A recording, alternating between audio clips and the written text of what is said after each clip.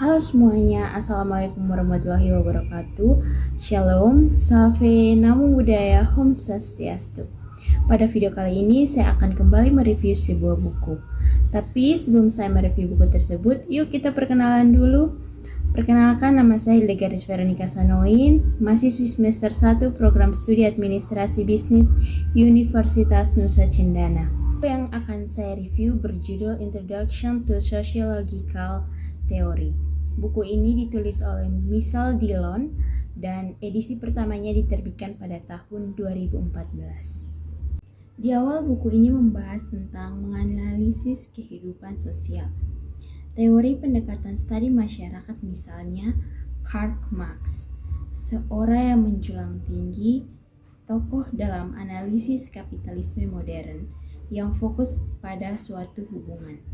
Meskipun penyimpangan adalah ciptaan sosial dan normal seperti teori klasik Emile Durkheim menekankan bahwa karena ia berasal dari masyarakat dan ada di semua masyarakat etis, misalnya seperti yang ditunjukkan oleh tingkatan kejahatan yang terlalu banyak, di mana terjadi penyimpangan atau kejahatan yang dapat mengancam. Di sini teori sosiologis berfokus pada bagaimana makro atau skala besar struktur sosial seperti kapitalisme misalnya, struktur ekonomi, membentuk organisasi sosial, lingkungan di mana struktur ini membatasi pilihan dan peluang yang tersedia untuk setiap individu, keluarga, atau kolektivitas yang lebih besar.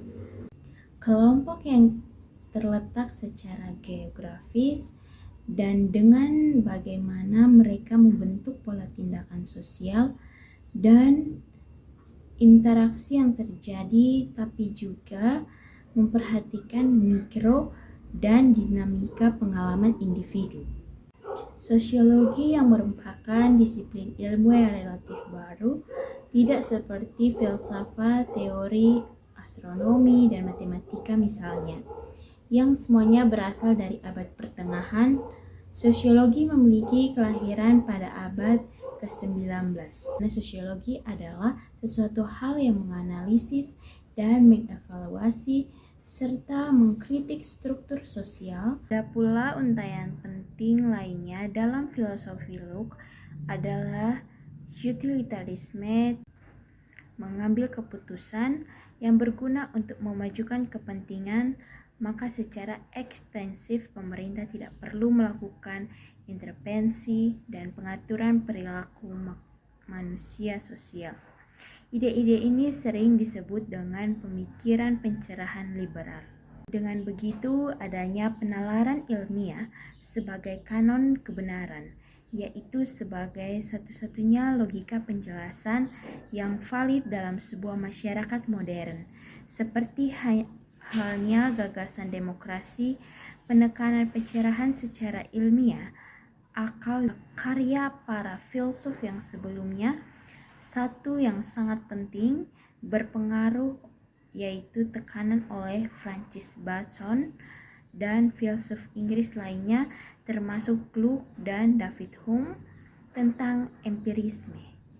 Dalam pembentukan sosiologi sendiri, Auguste Comte merupakan sosok yang paling terkait dengan pendirian awal sosiologi, menganut pendekatan ilmiah dan pencerahan, serta menyesuaikan dengan studi tentang masyarakat manusia.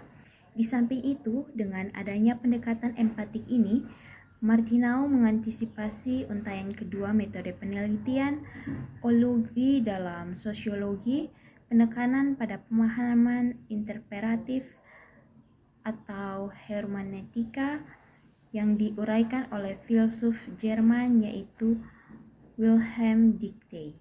Munculnya pengetahuan situatoris yaitu membebaskan manusia dari berbagai struktur sejarah dan sosial, hambatan-hambatan yang menghalangi partisipasi. Ada pula pandangan Marx tentang sifat manusia yang sering salah dipahami, karena Marx kritis terhadap ketimpangan terstruktur dalam masyarakat kapitalis. Orang yang belum mempelajari kecenderungan berpikir bahwa dia menentang pekerjaan ini jauh benar. Marx pada kenyataannya memiliki pandangan yang sangat positif tentang tenaga kerja, dan ia melihat bahwa keterampilan dan kapasitas produk individu sebagai bahan integral dari bagian kerja. Pembagian kerja atau spesialisasi ekonomi dan pekerjaan adalah fitur dominan masyarakat kapitalis modern dan telah berkembang secara progresif dari waktu ke waktu.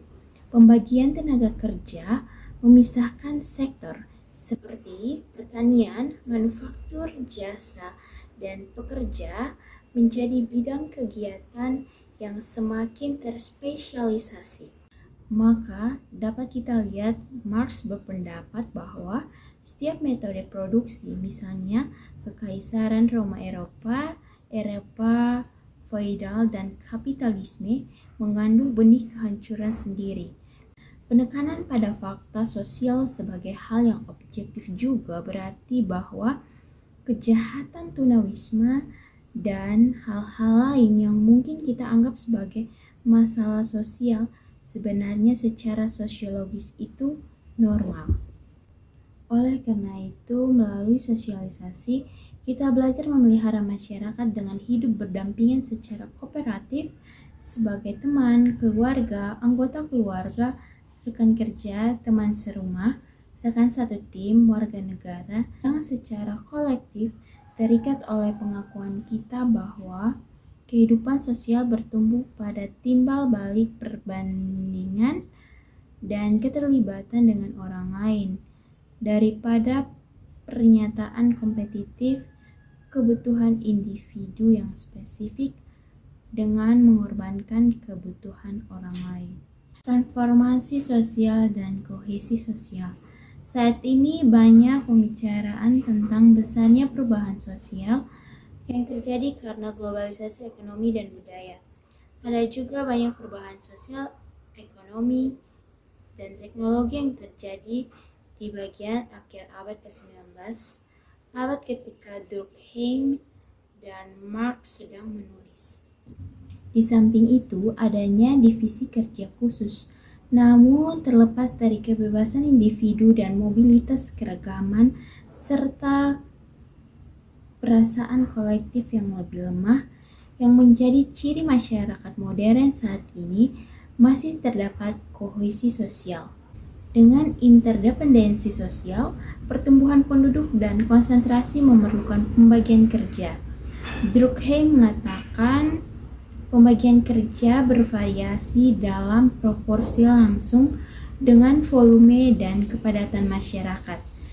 Di samping itu, sebagai bagian dari fokus pada keadaan sosial yang mempengaruhi kohesi sosial, Durkheim juga menulis secara ekstensif tentang sifat sosial dan fungsi agama. Setiap agama dan karena setiap komunitas atau masyarakat juga, menurut Durkheim, menunjukkan pluralitas hal-hal suci. Apa yang membuat sesuatu menjadi suci adalah perasaan kolektif yang melekat padanya, dan hal-hal suci ini tidak bersifat ilahi, ditabiskan atau ditentukan sebelumnya secara historis, tetapi ditentukan oleh masyarakat tertentu. Durkheim mengakui bahwa dengan munculnya masyarakat modern, khususnya peningkatan individualisme, diperlukan oleh pembagian kerja khusus dan perluasan ilmu pengetahuan sebagai dasar pengetahuan. Pegangan dogmatis sistem keagamaan tradisional akan berkurang. Namun demikian, Durkheim juga mengakui bahwa pengetahuan ilmiah tidak saja cukup untuk mengikat orang bersama-sama. Maka dapat dikatakan tulisan Durkheim menunjukkan isi dan aturan sosiologi ilmiah, di dalam khususnya pembahasan tentang fakta-fakta sosial, perbedaan antara tradisional dan masyarakat modern, dan berbagai bentuk organisasi sosial yang dapat menghasilkan. Dengan membuktikan keselamatan, Weber berpendapat bahwa rasionalisasi kaum Calvinis sebagai orang percaya yang takut akan Tuhan dihadapkan pada pertanyaan yang mengganggu. Apakah saya salah satu dari orang-orang pilihan? Adalah untuk meyakinkan dirinya sendiri tentang keselamatan dan untuk membenarkan keyakinan itu melalui aktivitas yang intens di dunia, memuliakan Tuhan dalam aktivitas sehari-hari, khususnya seperti yang diinstruksikan dalam peribahasa Alkitab melalui ketekunan di dalam bisnis. Sehingga kekuatan wewenang dan dominasi tindakan sosial serta hubungan sosial tidak terjadi di dalam ruang yang hampa, tetapi dalam masyarakat dan institusi. Wewenang hukum negara.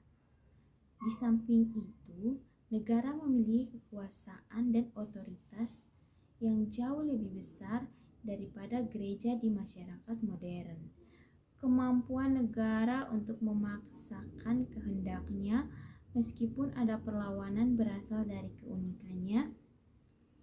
Kekuasaan negara, bangsa secara hukum berhak untuk terlibat dalam kekerasan terhadap negara-negara lain, di mana terhadap individu dan kelompok di dalam batasan-batasan yang ada. Di samping itu, otoritas hukum dan tradisional, Weber membahas pentingnya otoritas ketiga, yaitu ideal, jenis legitimasi atau dominasi dalam masyarakat, otoritas non-rasional yang berasal dari karisma, pesona khusus yang memberikan kekuatan individu atas orang lain. Ketika karismatik otoritas hadir, selalu hanya berada pada individu tertentu. Dapat dikatakan bahwa teori Weber melibatkan topik yang sangat luas, bagaimana budaya dan ide yang bukan hanya kepentingan materi, melainkan pentingnya membentuk perilaku sosial dan kelembagaan segudang cara di mana memotivasi rasional dan non-rasional yang harus diresapi oleh individu, kelompok, dan institusi sehari-hari. Praktek tutorial berbagai sumber otoritas dan legitimasi dalam masyarakat, banyak sumber yang stratifikasi sosial, nilai dilema dan objektivitas konseptual yang berada di dalam sains. Akhirnya, dengan eksplorasi teoritis kita tentang globalisasi dan dampaknya terhadap kita, mengubah masyarakat, dan meninjau perspektif yang berbeda tentang modernitas dan warisannya, serta menyelidiki konsep baru yang telah diajukan sebagai cara untuk memahami perubahan masyarakat di dunia. Para ahli sepakat bahwa modernitas tidak terjadi seperti yang diasumsikan oleh yang lainnya. Demikian review buku yang telah saya buat. Mohon maaf bila ada pengucapan nama atau kata yang salah. Buat kalian semuanya, jangan lupa nyalakan tombol notifikasi di bawah ini untuk mendapatkan video-video terbaru berikutnya. Akhir kata saya mengucapkan Assalamualaikum warahmatullahi wabarakatuh. Shalom, salve, namo buddhaya, om swastiastu.